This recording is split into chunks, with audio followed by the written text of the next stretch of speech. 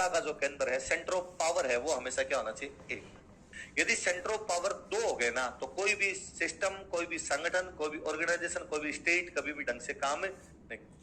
आप पबेड पढ़ोगे, दिग्विजय सर की वापस अगले वीक में अभी क्लास लगाएंगे, तो दिग्विजय सर वापस वो पबेड पढ़ाएंगे, तब बताएंगे। पबेड में एक सिद्धांत है, आदेश की एकता। क्या सिद्धांत है? Uniformity of order. आदेश जो है वो एक जगह से आने चाहिए।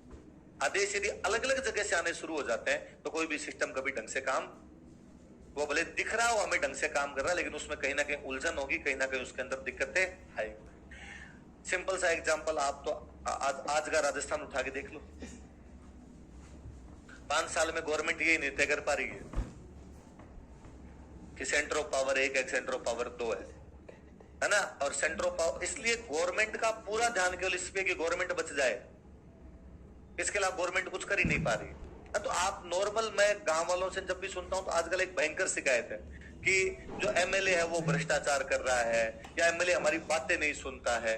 तो भाई क्यों कर रहा है भ्रष्टाचार, क्यों कर रहा है? तो ये ऊपर से सीधा सीधा कहा हुआ है कि जो करो वो कर लो, तुम्हारे खिलाफ कोई एक्शन तो होगा नहीं, क्योंकि ऊपर वालों को पता है कि एक्शन लेते ही सामने वाले के पास चले गए तो दुकानदारी तो पूरी पूरी इस पे डिपेंड कर रही है अपने। तो सिस्टम में सेंटर क्या होना चाहिए हमेशा?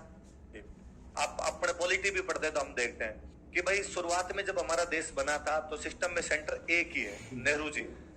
तो शुरुआत के अंदर ही देश स्टेबल हो गया। उस टाइम यदि सेंटर ऑफ पावर दो कर दी जाती तो कभी भी सिस्टम इतना अच्छे से काम नहीं। जैसे अभी आप राष्ट्रपति शुरू हो गया होगा आपके, तो राष्ट्रपति आप पढ़ेंगे तो हम पढ़ेंगे, एक राष्ट्रपति हमारा रबर स्टाम्प है। राष्ट्रपति को हमने कोई भी पावर, क्योंकि हम जानते थे कि यदि राष्ट्रपति को भी पावर दे दी फिर तो एक पीएम और एक राष्ट्रपति, फिर आधे ऑर्डर राष्ट्रपति की तरफ से, आधे ऑर्डर पीएम की तरफ से, किसकी मानो और किसकी? पहले नेहरू जी है, नेहरू जी के पास इंदिरा गांधी है, इंदिरा गांधी के पास राजीव गांधी है, पूरी पूरी पावर एक जगह। तो कांग्रेस सबसे अच्छा प्रदर्शन करने वाली पार्टी थी। बाद में धीरे धीरे सेंटर ऑफ पावर दो हुए, सोनिया गांधी अलग, सरदार जी अलग।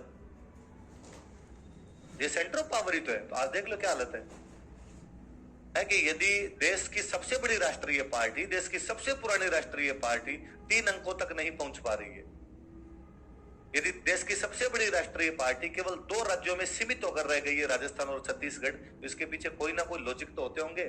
तो लॉजिक साहब ये है कि आपने सिस्टम को अंदर से खोखला कर दिया। आपके पावर के सेंटर हो गए 2, तो ऐसे जब भी सेंटर 2 होंगे ना तो बाद में चापलूस लोग, पिछलग्गू लोगों की ज्यादा चलेगी हमेशा। फिर एक इधर वाले के जाके लप्पो चप्पो करेगा, एक उधर वाले के जाके लप्पो चप्पो करेगा। ये सेम अपने हो गया था, एक राजा और दूसरा कौन सा? Political agent. और अब पॉलिटिकल एजेंट के पास पावर आई तो कहा तो ये था कि केवल विदेशी मामले देखेगा, पर अब वो आंतरिक मामलों में भी क्या किया करता था? इंटरफेयर होगा। तो जनता इससे भला होगा, जनता का या बुरा होगा? लिखो इसमें ABCD लगा के लिखना, ए लगा के लिखो।